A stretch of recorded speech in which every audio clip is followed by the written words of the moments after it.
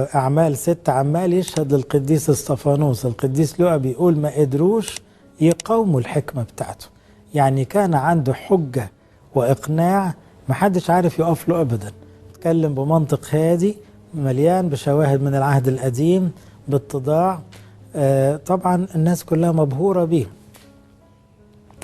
حينئذ دسوا لرجال يقولون أننا سمعناه يتكلم بكلام تجديف على موسى وعلى الله، فقالوا عليه إيه؟ أنه جدف على ربنا. طبعا التجديف على الله حسب الشريعة لو شهد عليه 2 3 خلاص يبقى ده شتم ربنا أو جدف عليه يستحق الموت. وما أسهل أن هم يجيبوا شهود زور في الزمن ده وفي كل زمن. وهيجوا الشعب والشيوخ والكتبة فقاموا وخطفوه وأتوا به إلى المجمع. تعبير خطفوه ده يعني أول مرة يجي بالطريقة دي. قديس اسطفانوس تعرض للخطف زي ما بنسمع عن حالات خطف بما فيه من رعب وقسوة وشدة وتخويف، وجابوه قال ايه؟ حكموه طبعا محاكمة باطلة، متفقين مع بعض عشان ايه؟ النتيجة او الحكم جاهز، لكن لازم المنظر بس ايه يمشي مظبوط. فشخص إليه جميع الجالسين في المجمع ورأوا وجهه كأنه وجه ملاك. تصوروا متهم يكون قصاده مجموعة قضاة كلهم يعني غير أمناء، وتهم عمالة تلحقه كلها كذب، وشعب همجي يهودي متعصب حرفي متربص له ومصدق الكلام والتهم البطالة. ده الواحد المفروض يبقى منزعج جدا، لأنه مفيش حد يدافع عنه ومفيش حد يقول كلمة حق، ودول وحوش مش بشر. إنما إزاي وسط ده كله القديس اسطفانوس يفضل هادي ومسالم ووديع، لدرجة يوصفه الكتاب ويقول كل الناس بصت عليه، بدل ما تلاقي وجه شخص مرتعب أو مكشر أو منزعج أو عصبي أو متغاظ من التهم البطالة، إنما لقوه زي الملاك، وشه زي الملاك في منتهى الهدوء والسلام. وده يورينا عظمة هذا القديس. اسطفانوس كان جواه روح الله ومليان بروح الله، فثمر الروح محبة فرح سلام طول أنا لطف صلاح إيمان، كل ده موجود، وكل ده يخلي الوش منور ويخلي الإنسان عنده سلام ولا يضطرب ولا ينزعج. يقولوا اللي يقولوه يعملوا اللي يعملوه، في الآخر هو في إيد ربنا ومش هيحصل حاجة غير اللي ربنا عاوزها، واللي ربنا بيختاره دايما أحسن حاجة. فصفة أخرى من صفات القديس اسطفانوس التسليم مش الاستسلام. في فرق كبير بين استسلام لأن واحد مش في إيده حاجة عن رعب وعن زعل وعن صغر نفس وعن خوف، وبين تسليم عن إيمان ورجاء ومحبة وثقة في الله. وباحترام شديد وبأدب بدأ عظته أو مرافعته بتعبير أيها الرجال الإخوة والأباء. أيها الرجال الإخوة والأباء اسمعوا، ظهر إله المجد لأبينا إبراهيم وهو فيما بين النهرين قبلما سكن في حران. الواحد يتعجب، أنت في إيه ولا في إيه؟ أنت متهم يا اسطفانوس أنك أنت بتجدف، يا تقول لا مش بجدف دافع عن نفسك. إنما كعادة القديسين لا يعنيهم الدفاع عن نفسهم، إنما يعنيهم إعلان الحق، يعنيهم الكرازة، يعنيهم يقدموا المسيح للموجودين.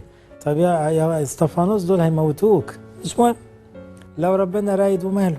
طلعوا عظة اسطفانوس دي بتلخص العهد القديم كله، يعني عظة تاريخية جميلة لأنها بتستعرض أحداث العهد القديم الكبرى بطريقة يعني سليمة تاريخيا جدا وشاملة.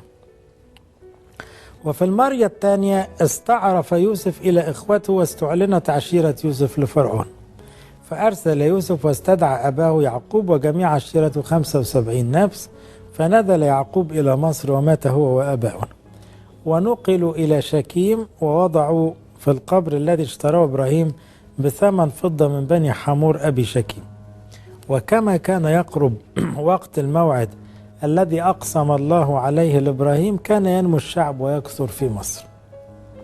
هنا هنتنقل من سفر التكوين، هو كده لخص سفر التكوين، داخل على سفر الخروج. قديس استفانوس قاصد يأكد ان ايمانه زي ايمانه، فيبطل كل التهم والادعاءات ان انتوا بتقولوا عليا ضد الناموس ازاي. الحاجة التانية هو بيهديهم وبيبردهم بان في منطق مشترك، انتوا ليه بتعادوني؟ ما انا يهودي اهو بتكلم زيكم. اللي تؤكد انه امين لكتاب العهد القديم، امين لعقيدته القديمة، وامين جدا تجاه كل الشعب اليهودي. اخلع رجليك لأن الموضع الذي أنت واقف عليه أرض مقدسة، إني قد رأيت مشقة شعبي الذين في مصر وسمعت أنينهم ونزلت لأنقذهم، فهلم الآن أرسلك إلى مصر. هذا موسى الذي أنكره. ابتدى بقى إيه؟ يعلق كعظة. اللي فات ده كله كان سرد أحداث الكل متفق عليه، الكل مستوعبه. لكن هنا القديس استفانوس عاوز بقى يبتدي يعلق، عشان عاوز يوصل رسائل محددة.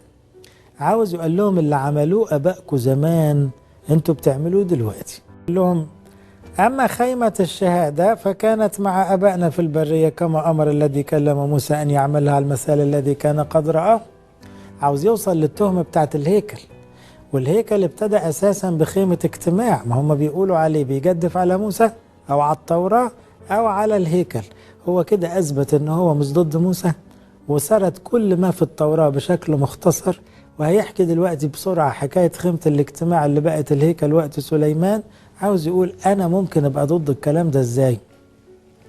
وفعلا سرد بسرعة حكاية خيمة الاجتماع وإزاي اتشالت وقت موسى على يد يشوع، وبعدين تحولت بعد كده على يد سليمان إلى هيكل بنى له بيتا، وأن ربنا كان دايما يقصد أنه يرتاح في قلوب شعبه أكتر ما يرتاح في مبنى معمول بيد بشري.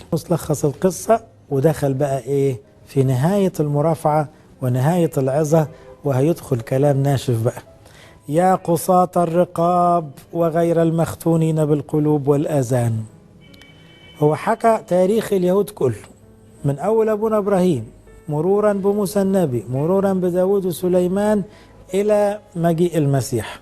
قال لهم انتوا دايما قلبكم حجر، انتوا غير مختونين لا بقلبكم ولا بودانكم. ايه اللي ينفعه ختان الجسد إذا كان القلب فاسد والودن فاسدة؟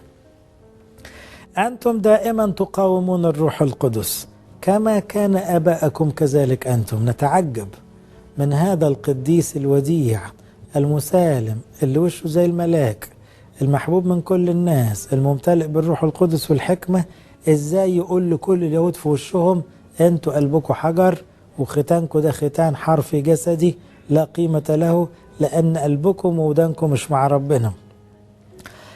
أي الأنبياء لم يضطهده آباءكم وقد قتلوا الذين سبقوا فأنبأوا بمجيء البار. يعني الأنبياء اللي اتكلموا عن البار ربنا يسوع قتلوهم، كم وكم انتوا كمان كملتوها وقتلتوا المسيح بإيديكم. وأخذتم الناموس بترتيب ملائكة ولم تحفظوا. أول بقى ما هاجمهم الهجوم الشديد ده وشاور على أخطائهم وكل ظلمهم وغشهم وفسادهم وكذبهم، لما سمعوا هذا حنقوا بقلوبهم وصروا بأسنانهم. طبعا الحق بيوجع لما يجي في وش الظالم، فبقى يجزوا على أسنانهم كده ويصرخوا. أما هو فشخص إلى السماء وهو ممتلئ من روح القدس. كيف تستطيع يا استفانوس قدام عينين طالع منها شرر ووجوه كئيبة شريرة واسنان بتجز كده من العنف والقسوة، وعارف ان النتيجة هتبقى موتك، ازاي بصيت للسماء وشفت المسيح وكنت فرحان انك بتشوفه؟ وتكلم استفانوس كلامه الحلو، قال انا شايف السماء مفتوحة وابن الانسان مستنيني هناك عن يمين الاب.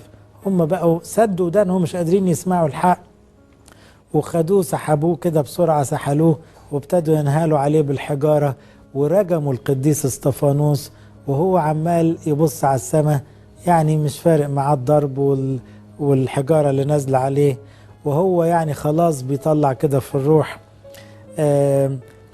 ركع كده على ركبه وصرخ بصوت عظيم كلهم يسمعوه: يا رب لا تقم لهم هذه الخطية. ثم رقد. كان مين واقف بقى؟ كان هناك شاب آخر متدين يهودي اسمه شاول الطرسوسي، كلكم عارفين الحكاية. ما قدرش يضرب بالحجارة زيهم، لأنه كان شايف حاجة كده فريدة من نوعها. هذا الملاك الإنساني، هذا الرجل النقي البسيط الحقاني في كلامه، بيموت عشان خاطر ربنا يسوع، عينيه منورة شايف حاجة، والقسوة كلها في اليهود بتوعه. لكن شاول ما زال قاسيا وعنيدا، ولسه معاده ما جاش. قديس استفانوس خدمته فترة صغيرة، لكن قدم لنا صورة جميلة عن الشماس النقي المثالي الحكيم اللي بيشهد لربنا، اللي ممكن ياخد حتى نعمة معجزات، وانتهت حياته باستشهاد بالرجم